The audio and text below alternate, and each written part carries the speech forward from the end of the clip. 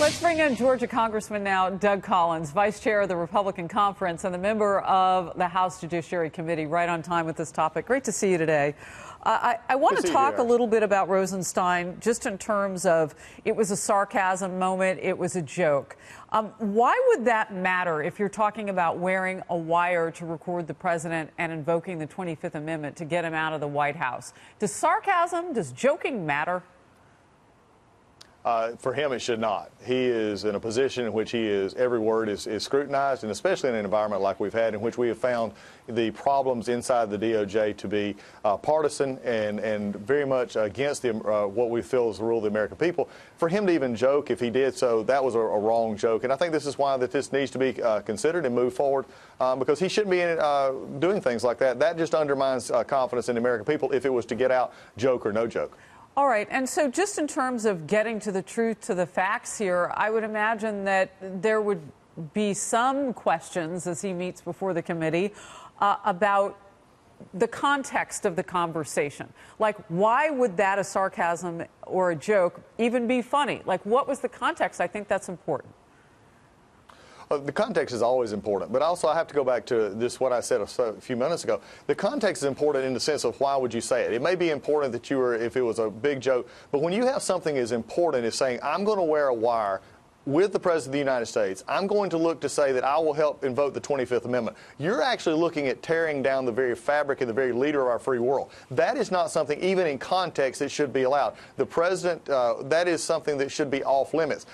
You may want to put it in context. You may want to say I was joking, but that is really a distinct sign of poor judgment. And when you take that along with everything else, with Strzok, with Orr, with everything else that we've seen going on with McCabe, this makes this even more identifiable a problem. And that is why I'm glad the chairman is working forward to this. I believe this is the first step, not the last step, and we'll continue to see what happens as we go forward. So, you know, we know that he was talking to then Deputy Director of the FBI, Andrew McCabe. You just mentioned his name. And when I say context, I'm curious to know how much more information was this? Was this a plan? Was this, I would imagine you'll ask those questions.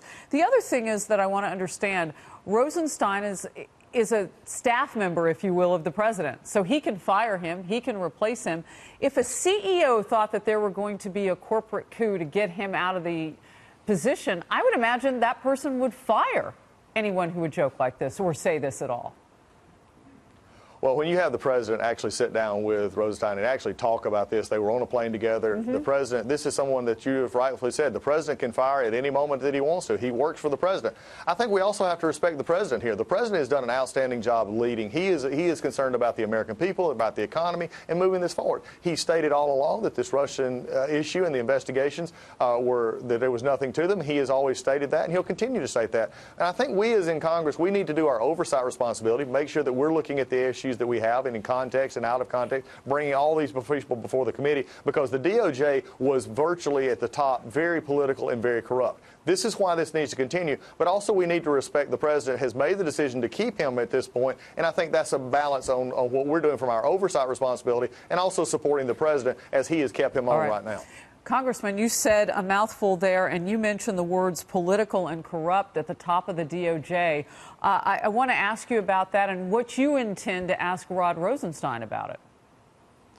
Well, we have continued and begun this process already. Last time I think we have talked before, and I made it clear, Peter Strzok especially should have never been a part of the investigations while he was out of clearance or out of scope on his background investigations. He could have cleared that up easily. He didn't. He went ahead and was part of it, and the internal dynamics of the DOJ at the time allowed this to happen. We have seen conversations, we've seen texts in which jokes were being made about our political system. When you have that kind of a question mark being laid at the top levels of DOJ and in the FBI, there is something about the American people that look at that as wrong. They want justice that is blind. They want justice that actually puts their interest and makes sure that if they had to go before, that there is not this internal, I'm going to make sure that what happens because I want it to inside DOJ and not what the American people want it. That's why these things are important, and that's why we have seen so much turnover and why so many have been fired or let go, and we see this investigation continue. Interesting. You're laying out the stakes, and now you will get an opportunity to talk with Rod Rosenstein. We weren't sure even a week ago if that were going to happen,